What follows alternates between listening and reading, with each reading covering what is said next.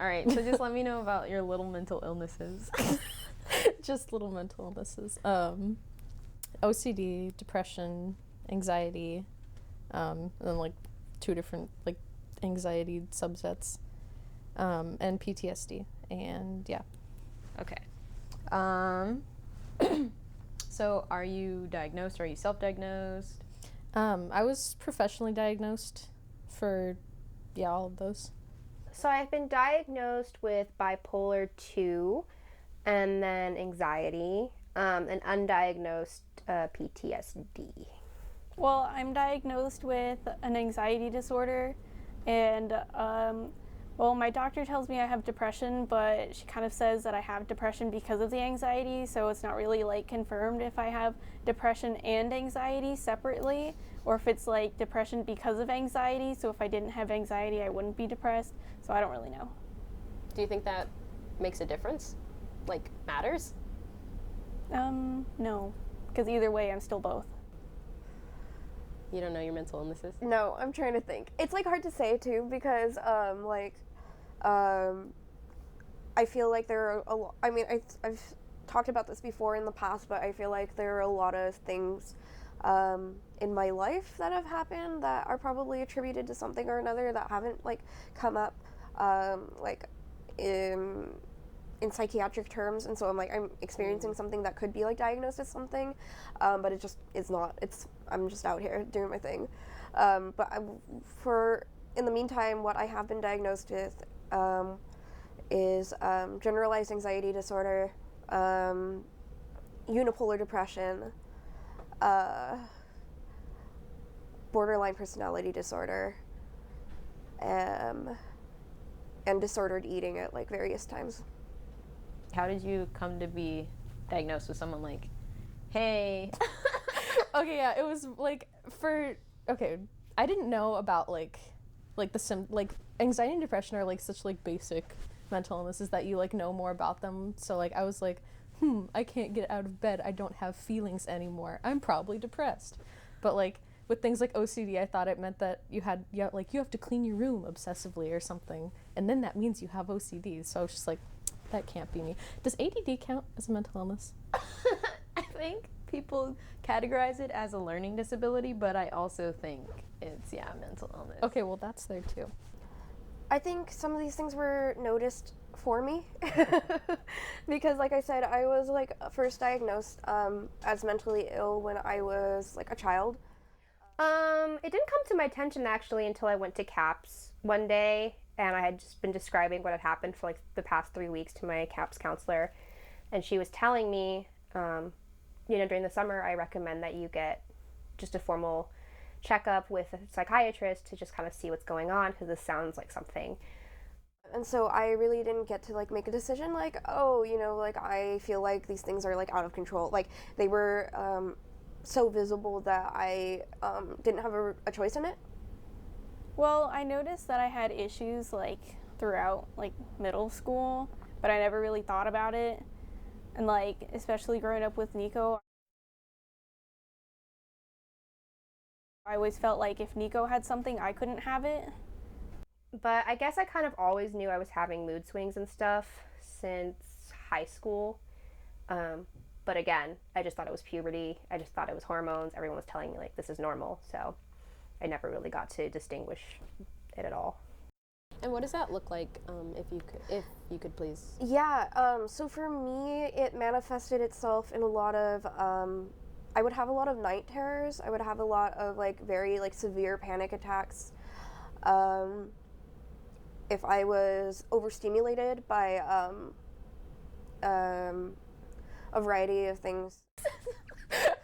Well, I thought people just lived like this. So a lot of it is like super repressed, but I need to count things. Like it's anything that's like, I mean, it's like recently it started becoming more like physical because I'm like, oh, I'm allowed to do these things. But a lot of it's just like I need to count things. I need to categorize things. Just like I need to like make sure everything's in order, I guess. I don't know. But a lot of it, like, it's mostly like the obsessions and then me being like, stop doing that, and then like repressing the compulsions. Well, the first time where I like had an actual panic attack that was noticed by my mom was I just couldn't eat in public. I just got too excited about life, so I didn't eat, and then I threw up.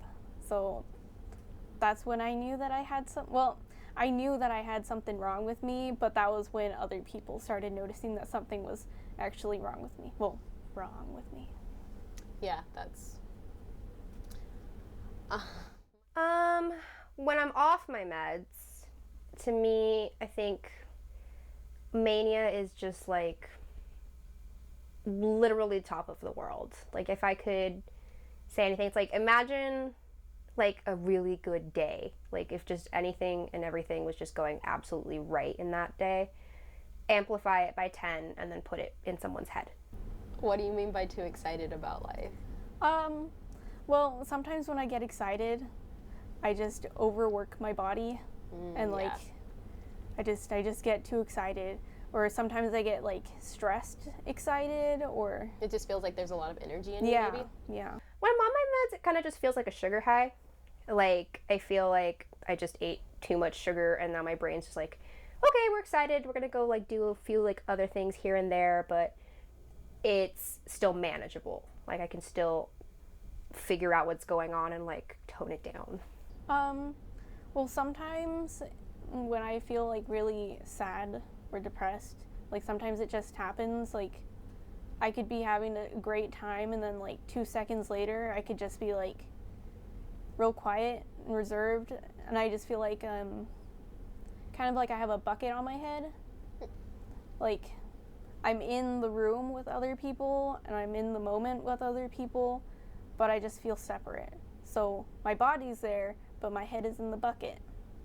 On my meds, when I'm on a low, it feels like I'm swimming with wet clothes on.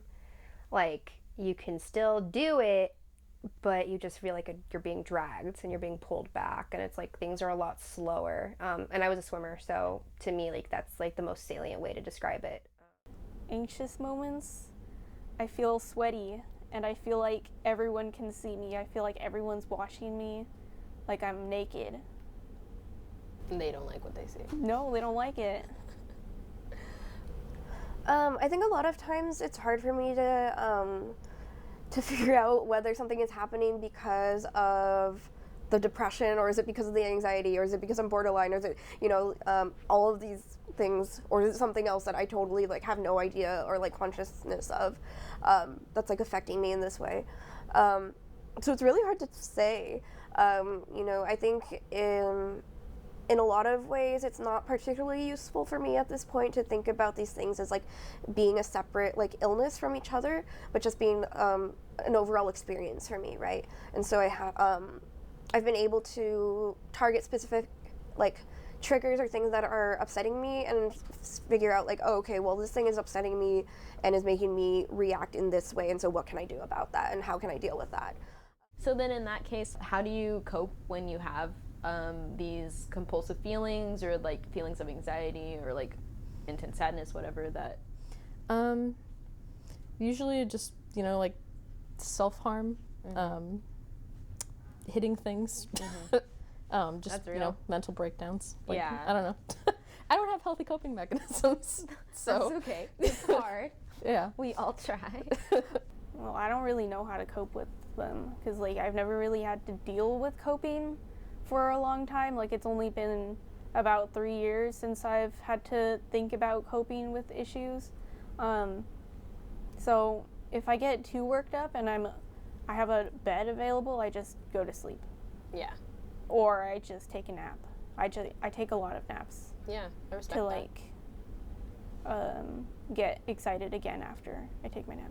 Is it that you feel like tired or drained? Or no, Yeah. you just like. I always feel tired and drained, so I take a nap whenever I can. Nowadays, I've taken up a lot of like self-care kind of things. So usually, like, I come to my room, I play with my cat who's over there. A lot of like times when I'm feeling like a little less confident in myself, I like to kind of like do like a little fashion show in my room, because like I have so many clothes, and I just like to pick outfits and like see what looks good, see what like is flattering, and that's been something that's really helped me feel good about myself lately. Yeah, that's awesome. I think if I can, in a lot of times I will like remove myself from a situation, right? And I'll just like completely like walk out, not say anything, but I'm just like, you know what, I cannot be here right now and I gotta go. How's that received by others? I think it's really alarming to people. They're not used to people taking control of like the situation like that. I think a lot of times people expect people with various like, I don't want to say conditions, but various experiences, whether it's like mental illness or something else, to sort of just deal with it and you know, suffer in silence kind of thing. And I'm not ready to do that, you know. There's like I'm a psychology major, so there's a lot of fear and uncertainty around bipolar. So going into my classes is a fun time because it's like a lot of the times it's like, oh, bipolar people are just crazy and like they're this and they're that and they're like irrational, especially when they're on their highs. And so talking to people and then they find out like, oh, I have bipolar. Maybe it's not bipolar 1, but it's still bipolar. People are generally like, what? Like, oh my God, you don't act like that. You're not crazy. You're not like this. You're not like that. And it's like, well, that's because I'm a person. People are people, you know, just because something is a little off or just things are different does not mean I'm not a person that can not control what's going on. That's kind of like the assumption, is that because you have this condition or that you're working with this like separate like set of circumstances, that you are out of control or that you don't have control over your behavior. And I don't think that's true. I think I have just as much control as somebody who isn't mentally ill. And there are obviously going to be certain times when I feel like my life is like spiraling out of my hands and that I'm going to react in certain ways or behave in like certain ways because of that. But I don't think that's like a specifically mentally ill thing, you know? Yeah, absolutely. I think it just happens in different ways and to varying degrees with like, Yeah. you know, mentally ill people and non-mentally ill people. Yeah. So.